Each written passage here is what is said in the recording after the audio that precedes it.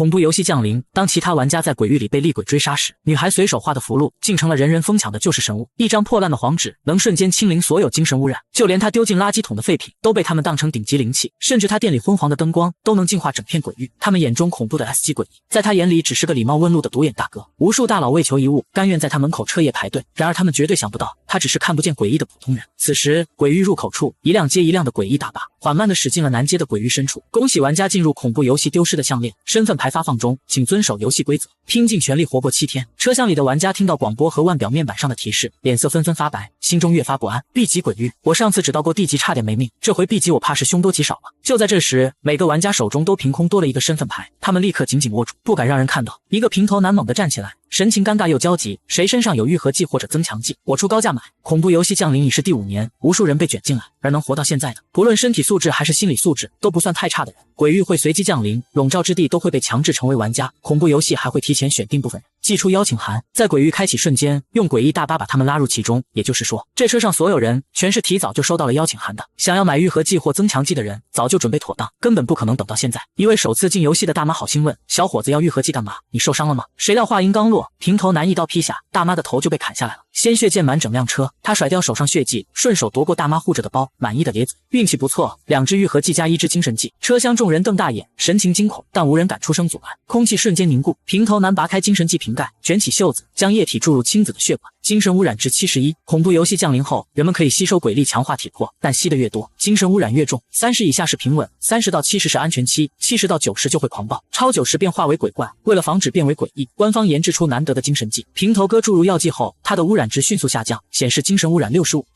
劣质货。平头男丢掉空试剂管，注意到最后一排3男1女似乎都想要出头，但最后忍了。平头哥看了一眼他们的包，舔了舔嘴角，转动手中带血的刀，心中暗喜，又有了下个猎物。4人中的胖子搀着面色惨白的男人，声音急切，老大你怎么样？男人名叫厉景深，污染值高达89，全身多处皮肤鬼化，现在只是勉强支撑着。还行。你们身份呢？第一食府服务员，第一食府帮厨。4人对视后发现身份一致，心里稍稍安稳。他们下了诡异大巴，正寻找第一食府时，忽然看到前方亮着灯的纸扎铺，格外显眼。4人全都一怔，难道那是光？在鬼域里，光几乎无法穿透黑雾，就算电筒瓦数再高，也只照得见脚下。可纸扎铺的光却明亮如昼，从远处都能清晰看到。几人惊愕的对视，王庭抿唇低声道：“这地方难道是灵气？”胖子满脸震惊，在恐怖游戏里能照这么远的灵气，我头一回见。王庭神色变得凝重，能住在这里的，一定是个大神级人物。不知全服排第几？恐怖游戏的排名分全服和分区，还有单人和小队榜，系统会根据灭鬼数和通关度实时刷新。他们小队以前勉强进过65区前100，但后来队长霍少廷污染过高，就再没重回榜单。有大神在，这片区域暂时安全。老大，我们要不要先休息一下？霍少廷知道自己现在的情况很糟，不歇脚根本撑不住。行，别离门口太近。关键的是，只要是大神的脾气几乎都不怎么好，要是被惹恼，一刀下去就没命。3人搀着霍少廷靠近纸扎铺，透过窗看见一个女孩伏在柜台上写写画画。那女孩看着年纪不大，整个人都带着未被鬼气侵染的朝气。王庭扒着窗，小声惊叹：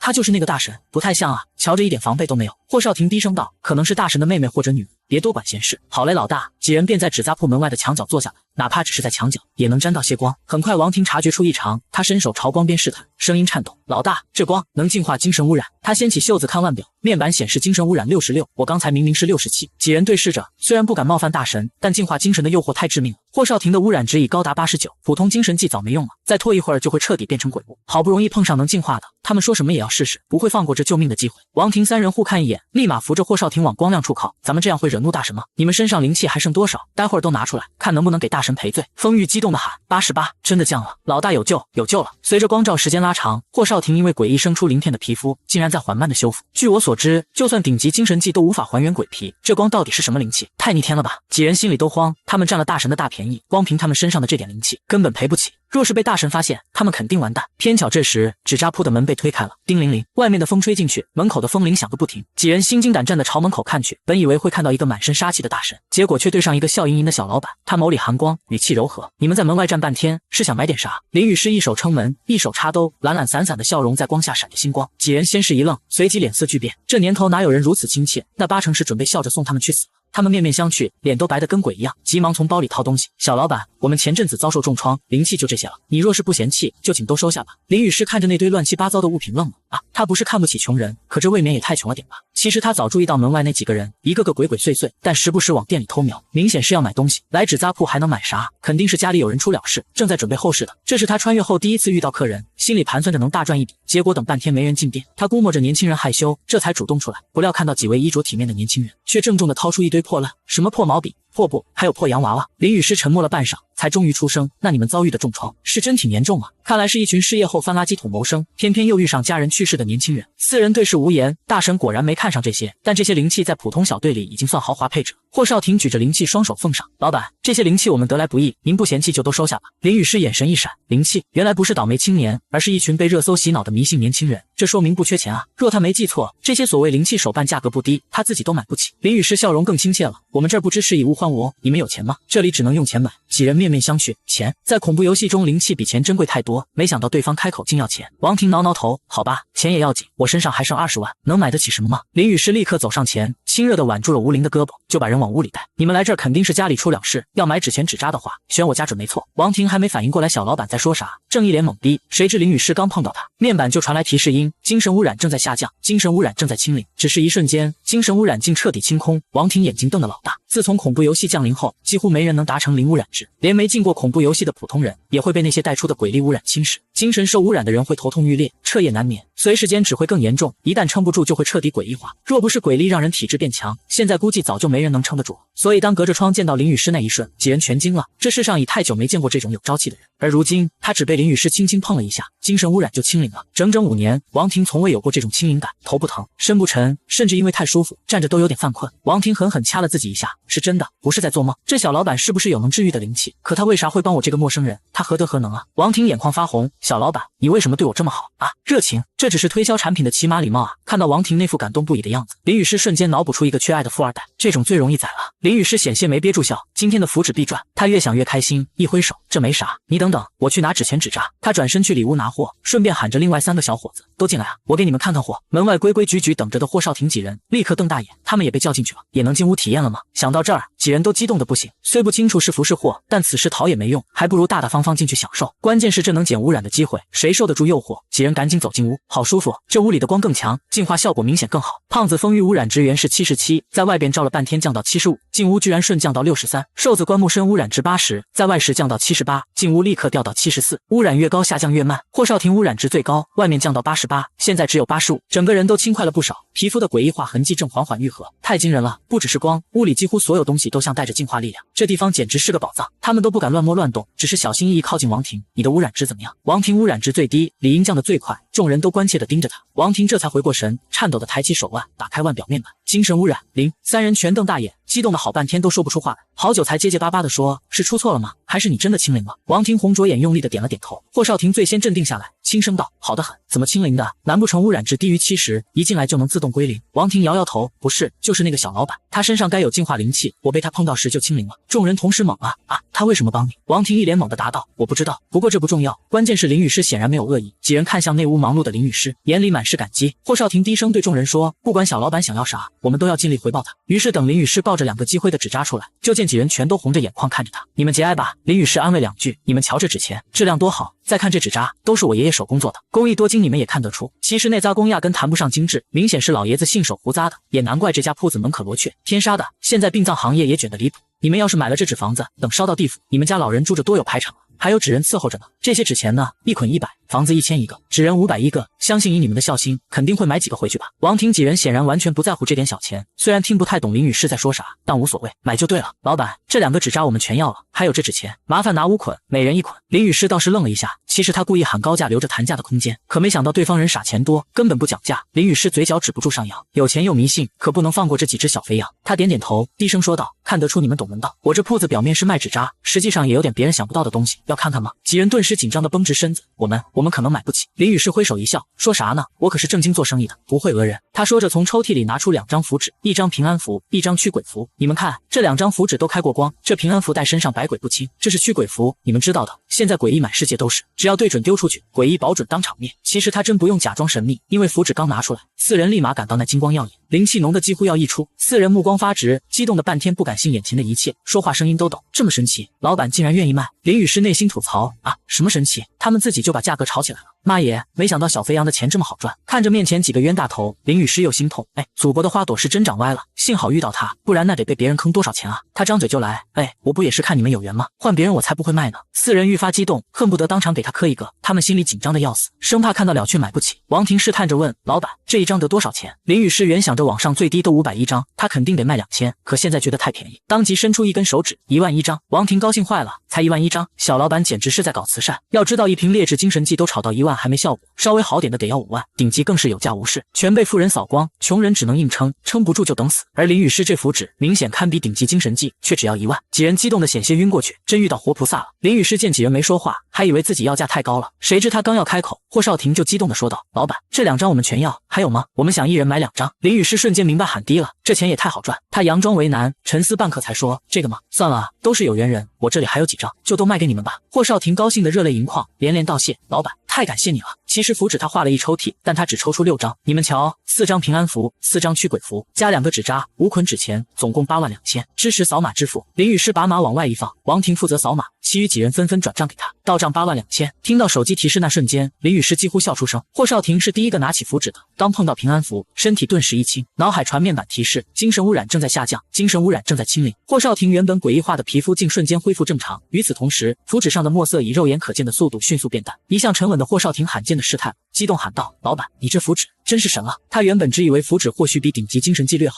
没想到竟能瞬间清除精神污染，让诡异化都恢复，简直逆天！这符纸是替你挡了灾啊！林雨诗看着那逐渐退尽的符纸，谁说这墨水差劲？这墨水可绝了！霍少廷眼眶泛红，激动不已：“老板，我懂的，我全都明白，谢谢你。”林雨诗暗想，还没解释完他就悟了。此时风玉与关木生也拿起了平安符，精神污染正在下降，精神污染正在清零。两人目光充满震惊，看着几乎褪色的平安符，激动不已的连声道谢：“老板，太感谢你了！”林雨诗忍不住扶额，这俩甚至不需要解释。王婷扭扭捏捏地问：“老板，日后要是还有符纸，能再卖给我们吗？方便留个联系方式吗？”林雨诗没料到他们还想回购，他顿时就乐了：“可以啊，我们拉个群吧。”他加了王婷好友，被拉进5人群。要是再有开光的符纸，我会第一时间通知你们。心里想着，房租总算稳了。王婷激动的连连道谢：“多谢老板，记得一定要先给我们留几张。”林雨诗心虚的点点头：“会的会的。”4人将符纸当宝一样藏进怀里，一人抱着那一捆纸钱，站在明亮的铺内，竟舍不得走。这里太安全了，根本不像诡异世界，但他们必须赶在今晚前去第一师府报道，否则失去身份牌就要被诡异吞噬。这2张符已经是天赐机缘，他们不敢再多谈。王婷轻声告别：“那我们先走了。”林雨诗笑眯眯的挥了挥手：“好，欢迎下次再来呀。”4人恋恋不舍，一步3回头的离开了。刚走出纸扎铺，就感到黑雾弥漫的寒风扑面而来，而林雨诗仍懒洋洋趴在柜台，在灯光映照下，整间铺子都透出温暖与安宁。几人打心底羡慕，这样的日子该是被大神护着的吧。他们感叹一声，转身踏入黑暗。而不远处，在车上杀掉好心大妈，一路尾随4人想要夺宝的平头哥，看着纸扎铺亮堂的灯光，嘴角扬起嗜血的笑意。这么强的灵气，能在黑雾中照出这么远光，这铺子里的宝贝，现在全都是我的了。恐怖游戏降临，当其他玩家在鬼域里被厉鬼追杀时，女孩随手画的符箓竟成了人人疯抢的救世神物。一张破烂的黄纸能瞬间清零所有精神污染，就连她丢进垃圾桶的废品都被他们当成顶级灵气，甚至她店里昏黄的灯光都能净化整片鬼域。他们眼中恐怖的 S 级鬼，在他眼里只是个礼貌问路的独眼大哥。无数大佬为求一物，甘愿在他门口彻夜排队，然而他们绝对想不到，他只是看不见诡异的普通人。此时鬼域入口处，一辆接一辆的诡异大巴缓慢地驶进了南街的鬼域深处。恭喜玩家进入恐怖游戏丢失的项链，身份牌发放中，请遵守游戏规则，拼尽全力活过7天。来了，后续来了，接上集。一个专杀老弱妇孺的连环杀人犯，居然将林雨诗的纸扎铺锁定为新猎物。在那辆诡异的大巴上，他一眼就盯上了霍少廷那支小队。那4人一身神装，还是排行榜前100的大佬。谁知他一路跟踪到纸扎铺外，竟果断放弃小队，转头盯上了林雨诗的店铺。也不知是哪个傻子，敢让一个小丫头片子独自看店，这不就是白给，等着他上门抢劫吗？可他刚踏入纸扎铺门口的光晕，眉头就猛地一紧，这光有问题，仿佛无数钢针刺入身体，精神污染值瞬间从65飙到66。他当场愣住，明明刚用过抑制剂，数值应该稳定在65才对，这光居然能反过来污染精神，有点意思。要是能抢到这种灵气，杀人岂不是更方便了？他舔了舔嘴角，笑容愈发扭曲，看来得速战速决了。他往地上啐了口唾沫，一把推开了店门。叮铃铃，风铃声清脆悦耳，落在他耳中却尖锐的能撕裂耳膜。他痛苦地捂住双耳，鲜血瞬间从指缝渗出，精神污染值69，长得也太快了。他急忙掏出精神剂，再不注射这玩意儿他死定了。就在这时，一只手猛地伸来，啪的一声打飞了他的针管。眼前的小丫头眉眼沉静，你在注射什么？毒瘾犯了。林雨诗苦等3天才等来个客人，结果竟是个浑身是血的怪人。这人一边抽搐一边掏针筒，不是瘾君子还能是啥？身为华国好公民，他对这种东西向来零容忍，别说亲眼看见了，就是有点怀疑他都必须举报。平头男青筋暴起，气息阴冷的冲林雨诗嘶吼，还给我，别逼我说第二遍。他伸手抓向林雨诗的脖子，指尖刚触到她皮肤的瞬间，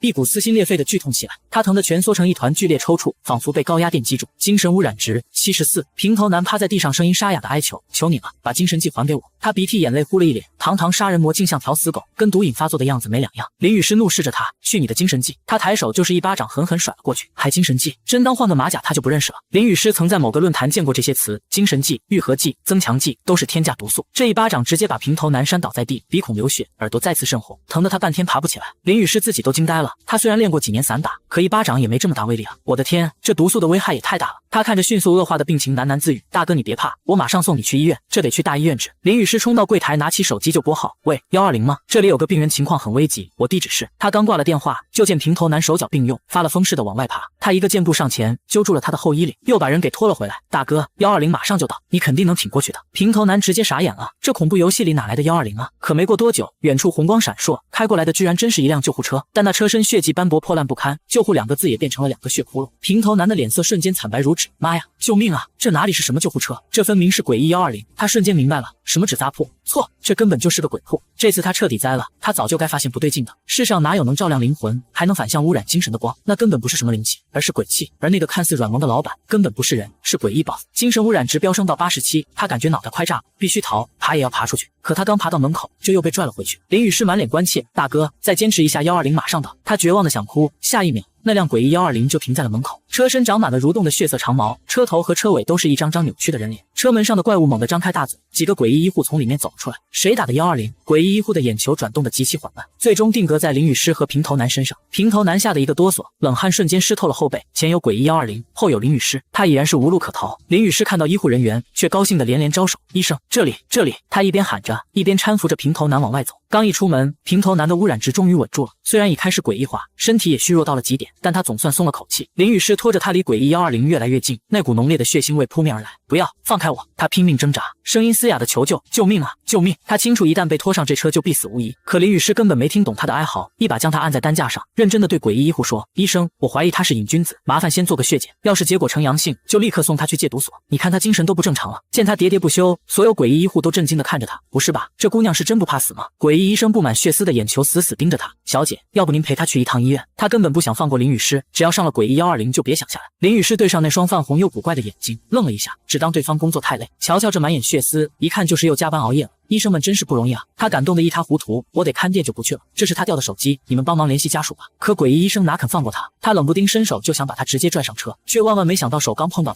他手上的鬼气就瞬间被蒸发，像被高压电击中般滋啦作响，剧痛袭来，他险些当场灰飞烟灭。啊！诡异医生惨叫一声，猛地后退一步，因为退得太急差点摔倒。他还没缓过神，一只白皙的手突然扶住了他。医生，你没事吧？你是不是低血糖犯了？他边问边在兜里翻找着什么，掏了半天后尴尬一笑，接着灵光一闪，居然去翻平头男的包，还真让他翻出了一颗水果糖。他大喜过望，立刻剥开糖纸塞进诡异医生嘴里，吃点糖就好了。医生现在是不是好受点了？诡异医生当场石化，一点都不好，他快要嗝屁了。刚才接触到他就痛得说不出话，现在这颗糖塞进嘴里，他的舌头瞬间滋啦啦冒烟。小姐，你先放开我。他的声音抖得像信号中断，透明的鬼气一阵阵颤抖。林雨诗连忙安慰道：哎呀，医生，你别客气嘛，保护医护人员是我应尽的义务。诡异医生在心里疯狂咆哮：求求你快放开我！这时诡异护士终于反应过来，她迈着僵硬的步伐走来：小姐，您先松手，让我来吧。林雨诗这才放手，还贴心的帮忙一起抬担架。平头男早已泪流满面，他拼命挣扎，可被绑得太紧，根本动弹不得。眼看着诡异救护车的门咔嗒一声合上，他彻底绝望了。门外，林雨诗笑着挥手告别：下次再来哈。诡异医生的脸瞬间白得像纸，这鬼地方打死也不能再来了。诡异120像逃命似的狂飙而去，几秒钟就消失得无影无踪。林雨诗看得满心感动，不愧是医护人员，为了救人真是分秒必争。他感慨万千，许久才转身回了纸扎铺。桌上那半沓画满符文的黄纸，他简单收拾了下柜台，打了个哈欠，准备上网搜搜怎么去符纸市场。结果肚子咕咕叫了起来，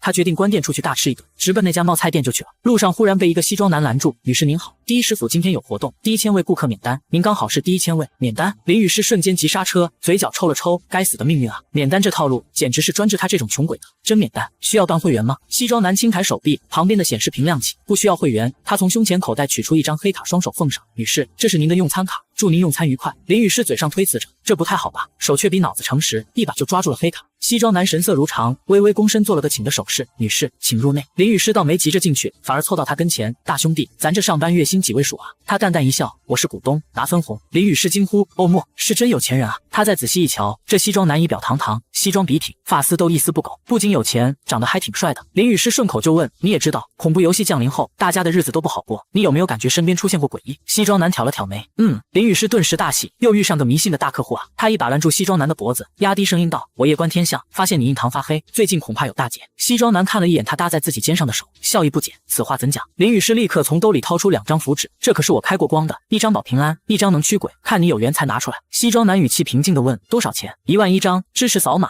他说着就掏出手机，出来吃个饭都随身带着家伙，挣钱这事儿可不能懈怠。西装男稍作停顿，还是爽快地接过2张符纸扫码付钱，然后轻声笑道：“那就多谢了。”林雨诗嘴角快咧到耳根，顺手将一张手写名片塞给西装男：“这是我的联系方式，以后有事尽管找我，我是专业的。”名片上只有名字和号码。其实他压根不会做法事，在他看来业务都差不多，反正都是装神弄鬼。晚上回家一搜教程，试试就会了。西装男轻笑一声，神色淡淡：“好。”谈完这笔神秘大单，林雨诗才心满意足地踏入餐厅。餐厅门合上的瞬间，四周突然狂风大作，西装男在风中变了模样，白发红瞳，雌雄莫辨。旁边一只庞大的诡异蠕动着，张开血盆大口爬向餐厅，嘴里念叨着好饿。他轻轻抬手，那诡异的脑袋便在夜色中炸开，化作一团黑雾消散，动作随意至极，姿态却优雅万分。他低头看着那张简陋的手写名片，指尖摩挲了2下，笑了：“字怎么还是这么丑？”他将符纸小心折好，与名片一起塞进胸前口袋，随后转身消失在黑雾中。与此同时，餐厅内，王婷正战战兢兢地站在门口，等待着下一位客人。他的身后是无数同样等待着客人的服务员玩家，玩家们脚边散落着碎肉，鲜血溅得到处都是，那都是刚刚死去的玩家。我想回家，为什么这次恐怖游戏会降临在我们这儿？我不想死。哭腔夹杂在低低的抽泣声里。这些玩家绝大多数都是这片区域的原住民，而且之前就是第一师府的服务员，所以几乎全是第一次进入恐怖游戏。王婷其实已经进入过好几次恐怖游戏，因为一旦进入过一次，就会被不断邀请，直到死亡才能解脱。可之前的副本最多是 D 级或 F 级，再恐怖也不至于像现在这样。这一次可是 B 级，诡异几乎接连不断。更恐怖的是，他从没见过上来就爆头的诡异。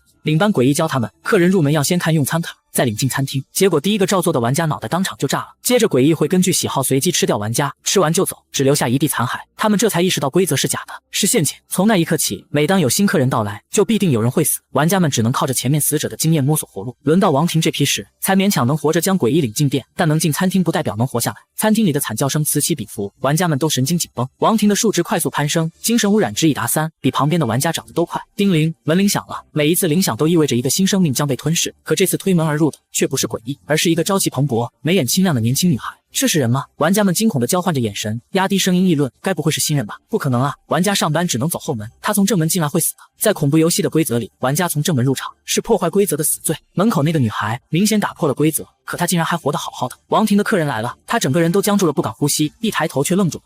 小老板，怎么可能是他？就是纸扎铺的小老板。王婷没料到小老板居然也进入了恐怖游戏，还从正门大摇大摆地走进来。完了！小老板怕是没看到后门的警告牌，他刚想开口提醒，却听林雨诗语气里满是惊讶：“小王，你在这儿上班？”林雨诗是真的震惊，要知道这姑娘可是个有钱人，她清楚记得王婷卡里有20万，一个零花钱就有20万的富二代，居然在诡异餐厅当服务员，这是什么新奇的有钱人体验生活玩法？林雨诗的内心瞬间炸了，天杀的，无聊的有钱人那么多，为什么不能算他一个？我今天刚到，不正是被那诡异大巴拉来的吗？他晃了晃手里的用餐卡，还真巧，其实我可是这儿的常客。王婷本来还提心吊胆，可看到用餐卡时瞬间大脑空白。用餐卡那不是只有客人才有的吗？难道小老板不是来打工，是来吃饭的？可这里是鬼餐厅啊，一个只对诡异开放的人间炼狱，活人拿着卡进来，这科学吗？王婷有那么1秒钟怀疑林雨诗是半路打劫了哪个诡异才抢到卡的，但这想法更离谱了，不止他一个人发懵，周围的玩家们也都看傻了眼。他一个活人哪来的用餐卡？难不成是诡异伪装的，特意变成人样混进来的？众人窃窃私语，可怎么看他都不像诡异，但餐厅的食物也不是人能吃的啊，一口下去直接精神污染加诡异化。王婷小心翼翼地凑上前：“小老板，你是来吃饭的吗？”林雨诗愣了一下：“不然呢？当然不只是吃饭这么简单，我自有安排。”王婷瞬间被唬住了，果然小老板不是一般人，他肯定是来执行隐藏任务，调查那条丢失的项链的。那张用餐卡搞不好真是他打怪爆的装备，这妥妥的是个大神啊！想到这，王婷心中狂喜，恭敬的开口：“客人这边请。”其余玩家全都投来羡慕的目光。卧槽，他竟然接待到了玩家大神，早知道我刚才就站那个位置。紧接着门铃声再次响起，玩家们的心又提了起来。新的客人到了。进入餐厅深处后，天花板上无数触手交织蠕动，滑腻的表面滴落着不明液体。王婷捂着嘴，强忍住胃里的翻江倒海。经历过几次恐怖游戏，他比新人镇定得多。活下去的唯一方法就是保持镇定。他小心翼翼地绕开满地蠕动的触手，他回头望向林雨诗，那一刻他彻底看呆了。林雨诗竟然闲庭信步，如同在逛街，脚下白鞋竟一尘不染。小老板真的太强了。王婷瞥见旁边桌子的女玩家，一条诡异的舌头几乎要舔到她脸上，舌尖在空中颤动，呼出的气息带着腐臭。王婷被那粘液恶心到不行，仅仅看了一眼，精神污染就飙到5。她暗叹一声，这被诡异缠上的女孩怕是凶多吉少了。而跟在身后的林雨诗一眼就瞥见诡异胖子正猥琐地舔着女孩的手，瞬间火冒三丈。那死胖子在干嘛？恐怖游戏降临，当其他玩家在鬼域里被厉鬼追杀时，女孩随手画的符箓竟成了人人疯抢的救世神物。一张破烂的黄纸能瞬间清零所有精神污染，就连她丢进垃圾桶的废品都被他们当成顶级灵器，甚至她店里昏黄的灯光都能净化整片鬼域。他们眼中恐怖的 S 级鬼异，在他眼里只是个礼貌温路的独眼大哥。无数大佬为求一物，甘愿在他门口彻夜排队。然而他们绝对想不到，他只是看不见诡异的普通人。此时鬼域入口处，一辆接一辆的诡异大巴缓慢地驶进了南街的鬼域深处。恭喜玩家进入恐怖游戏丢失的项链，身份牌发放中，请遵守游戏规则，拼尽全力活过7天。来了，后续来了，接上集。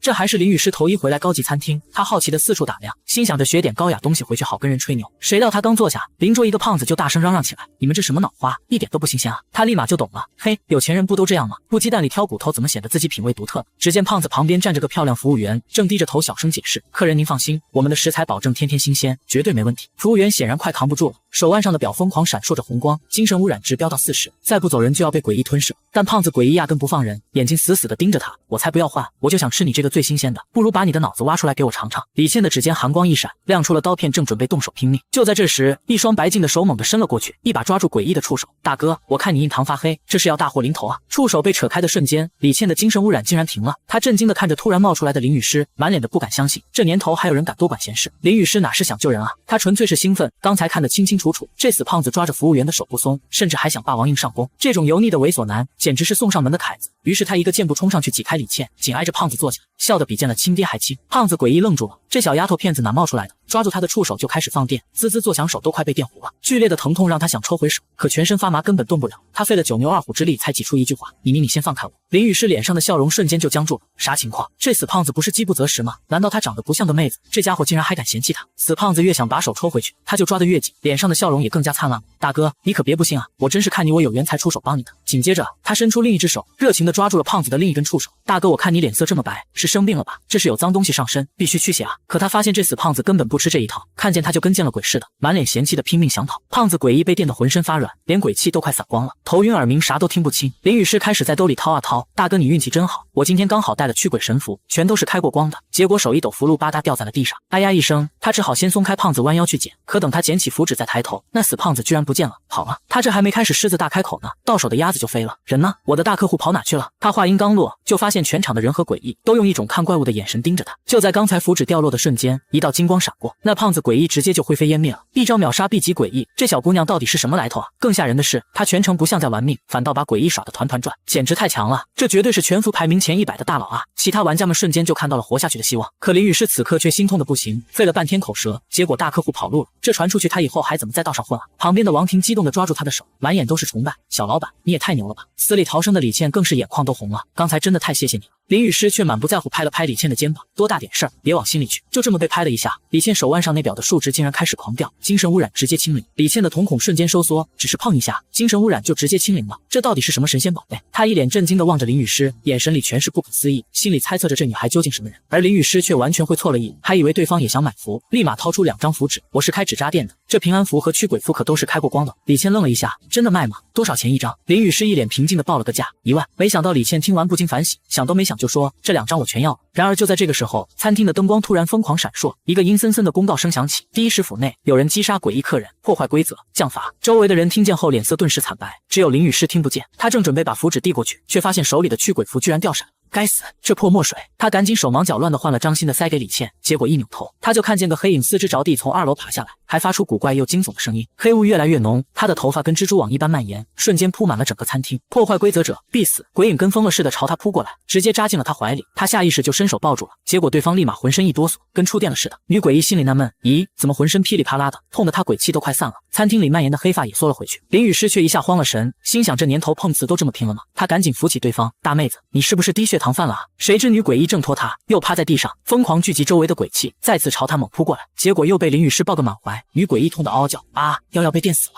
林雨诗这下可算整明白了，这大妹子该不会是看上他了吧？这一次女诡异吓傻了，她老老实实站好，甚至还局促地理了理裙摆，弱弱地开口：“那啥，我叫许小小，是这家餐厅的老板，我项链丢了。”项链！所有玩家的耳朵瞬间竖了起来，这可是通关的关键线索啊！按照原来的规矩，玩家要是杀了餐厅的客人就会被罚，游戏会召唤出女诡异，只有女诡异杀了违规玩家才会说出线索。可林雨诗一听项链丢了，瞬间就炸毛了：“我可没偷东西啊，你可别想着讹我。”他甚至还紧张地摸了摸自己的口袋，生怕被赖上。许小小深吸了好几口气，才忍住破口大骂：“我没说是你偷的，我是想请你帮我找找。”林雨诗想都没想就一口回绝：“开玩笑，他的赚钱大业还等着他呢。”许小小看他不乐意，又说道：“只要帮我找回项链，我会给出巨额报酬。”林雨诗的眼睛瞬间亮了，他热情的一把抓住对方的手：“找对人了，钱不钱的都是小事，我这人就爱乐于助人。”谁知道他刚一碰上，许小小的脸就痛得皱成一团，痛痛痛！他缓了好半天才从牙缝里挤出几个字：“你能不能先松开我？”林雨诗松开手，这才开口问：“你那项链是什么时候丢的？”心里想，这动不动就地上爬的爱好，丢东西也太正常了。他正琢磨着许小小爬行范围到底有多大呢，就听见许小小慢悠悠地开了口：“10年前。”他直接就懵了：“啥？10年前的项链？这都转手多少回了？搞不好都在哪个博物馆里展览了，这上哪去找？”他扭头就要走，许小小可怜兮兮地在后面喊：“